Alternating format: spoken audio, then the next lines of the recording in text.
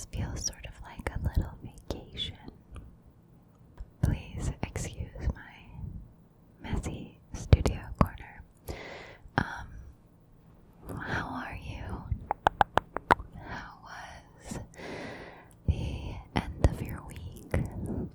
Happy weekend, yay! First, thank you to my patrons at the video shout-out level, Mike, Tom, and Vegar. In today's video, I wanted to do a little story time.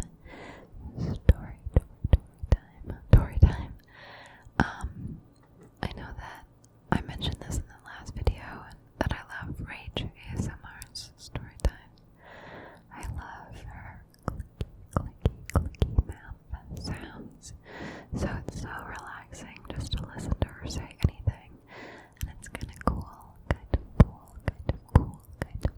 to hear a little story about her life and get to know her a little more. So I figured I would do one as well. And I made one for my Patreon. And hopefully I've posted it at this point.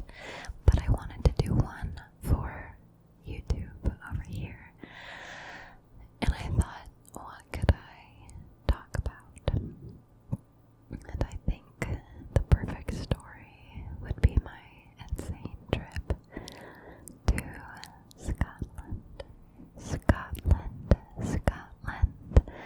Scotland, which apparently was 2 years ago now, which just seems insane to me. So sit back and relax, and enjoy this little story. So, where do I start? So I should probably start with, I was in London for about 2.5 months of the summer. 2 years ago, I was studying at the London Academy of Music and Dramatic Arts. I was taking a summer Shakespeare course in performance for classical theater, specifically Shakespeare, of course. And so I lived there for a little less than 3 months of that summer and had the best time in the world. And there were a lot of other things going on in my life then.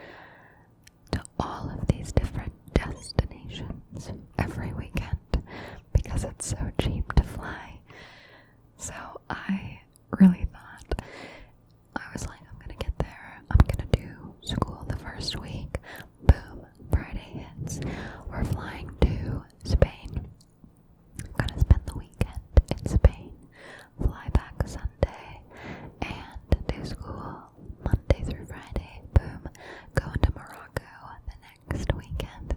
I really love travel, and I really planned out all of these different trips, and I remember day one was this meet and greet. Basically, we didn't do much. I did meet my very best friend that day because in front of everyone, which was a really significant amount of people, they were like, also, 2 of you have not paid any of your tuition yet.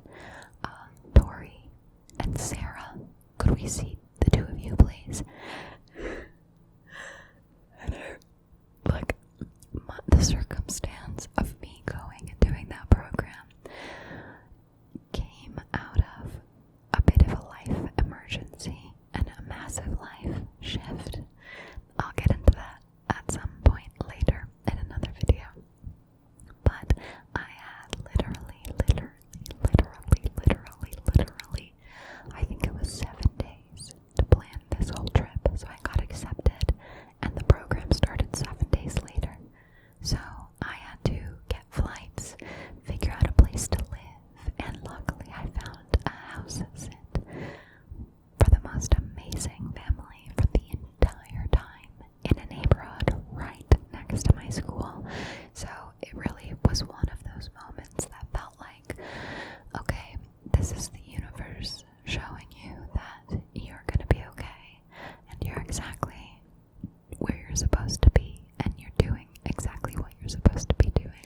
So anyways, they're like, so that's why I hadn't paid anything yet, is because they hadn't asked, and they hadn't sent any information on that, but they were like, Torey and Sarah, you've paid nothing, please come to the front. And so like in front of all these people we had to go up, and I just remember in that moment being like, we're gonna be best friends. We're just similar. We're too similar. We're just gonna hit it off. And we did. And she's one of my best friends now, and I miss her very much. But anyway, so then day 2 hit, and I was dead after day 2. Your girl could barely keep up. I've not really been the most active person in my life. But we did a few movement classes just to like slowly get us into the program, and after that first one, my whole body was bruised and I could hardly move. I could hardly move. So I knew pretty immediately that maybe my plans would not happen exactly like I thought they would. So basically, I was really out of commission, largely because they were pushing us so hard, which is great because it was a really condensed timeline.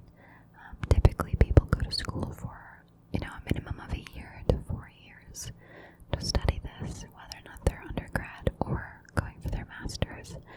So 2.5 months, you gotta work, so my body was just exhausted. I had insane bruises all over my body from the movement work we were doing and the text work we were doing, and there were so many things I wanted to see in London, and I barely got to even see that. So I didn't get to go to all of the places I thought I would get to go, but I did make a trip one weekend. Thankfully, Sarah already had plans in place to visit the famous theater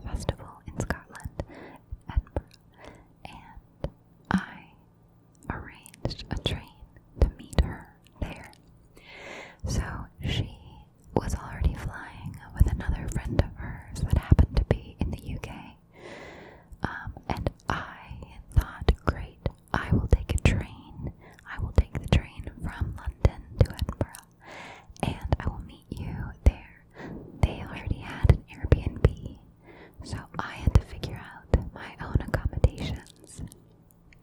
And I found this perfect little room. It was an Airbnb, and the owner was like, I will pick you up from the airport. And I thought, oh, that's perfect because I won't be with my friends, I'll be by myself. And I don't know anything about this country, and it's just something I don't have to worry about, which is great. So I booked the train from London to Edinburgh, and it was incredible. I've always dreamt of taking this train north to Scotland because you get to see the whole countryside. You get to see northern England and Scotland, which are some of the most beautiful sights that you'll see in your entire life. And I got something to eat, and I made it to my train and found my seat. And the sun was setting, and it was gorgeous, and you could get snacks on the train, which I love. And it was a wonderful trip. I remember getting off the train, and it was night. It was like 9:30 or 10, and so it was dark, and the city was buzzing because there's so much activity during the festival. And I had no idea where I was going, but my Airbnb host had said, I'm gonna pick you up, no worries. And I thought, great, I can bring my stuff, I don't have to worry about it, I don't have to worry about transport. That's perfect. So I messaged my Airbnb host that I had arrived, and we couldn't find each other at first, and finally we connected, and I was like, hey, okay, so this is all the baggage that I've got, are you parked somewhere close? And he was like, oh no, I don't live very far, so I just walked. So he then was also like, okay, so we're gonna walk to my place. Also, I wanna take you for a drink, so would you like to go to the bar on the way to the house, or do you want to drop your stuff off and then double back? And I was like, I'm pretty tired, so I think we should do it on the way and then go. And he was like, brilliant. So we start walking and talking, and we're walking through the busiest part of this city in Scotland, and basically we get to this bar that's his favorite bar, and he orders me a drink, something that he thought I should try. And that night, I will say, I had some of the most amazing scotch I have ever had in my entire life. Highly recommend hitting the town with a true Scot because they know how to do it right. And I'm not a big drinker, and so I was already a little bit worried about that. But it was absolutely incredible. But the bartender was so friendly, and my Airbnb host was so friendly, and we talked and talked and talked about the culture of Scotland, and specifically Edinburgh, and the history, and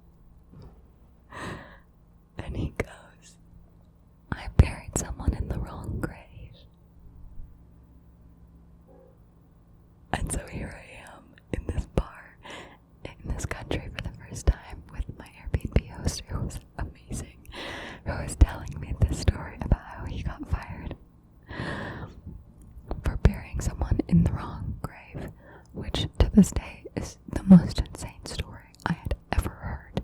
I can't even remember the specifics of how that happened, just that it did. And I was like, yeah, mate, that makes sense, you know? So then we decided to head out, and we started walking the rest of the way to his apartment. And we come up to police tape.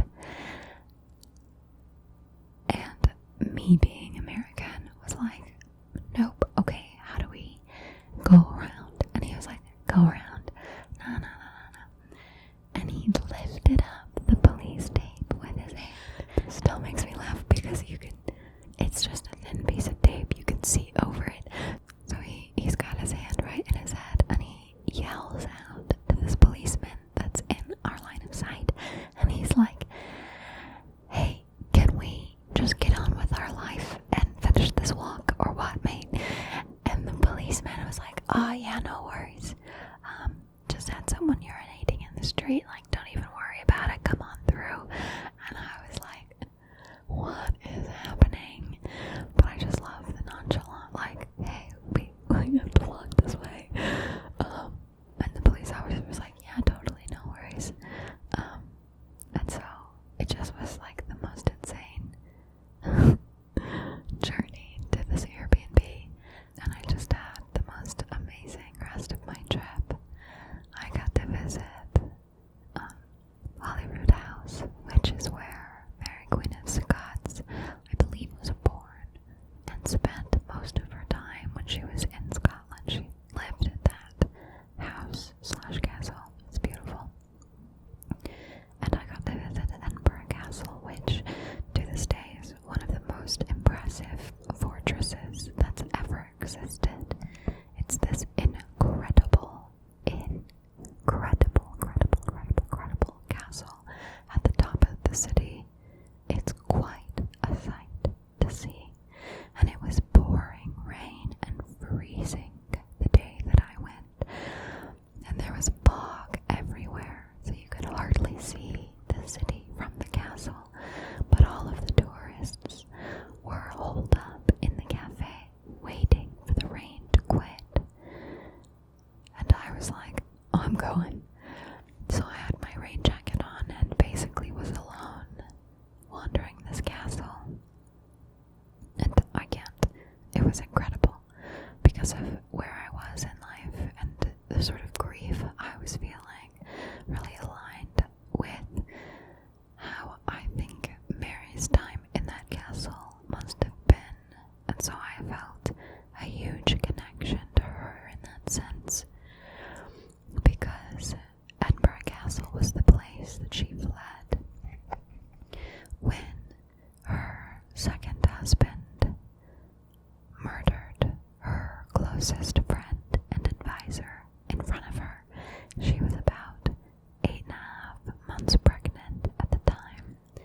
I just toured that castle and felt so connected to her and empathetic, and walked around the shops, and then Sarah and I took the train back and we upgraded. I think we paid like £5 or something to upgrade our train seats back. And so we were in first class. And there's a photo.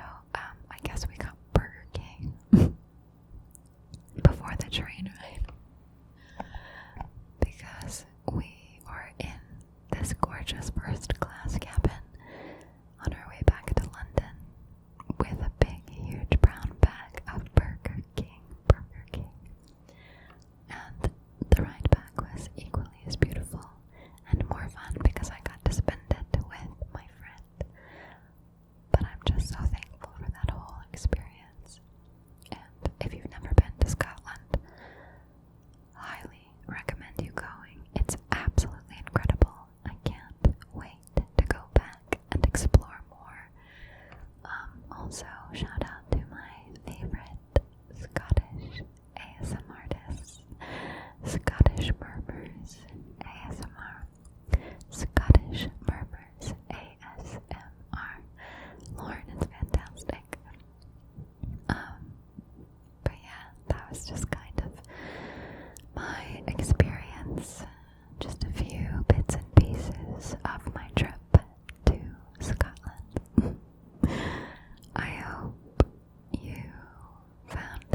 relaxing.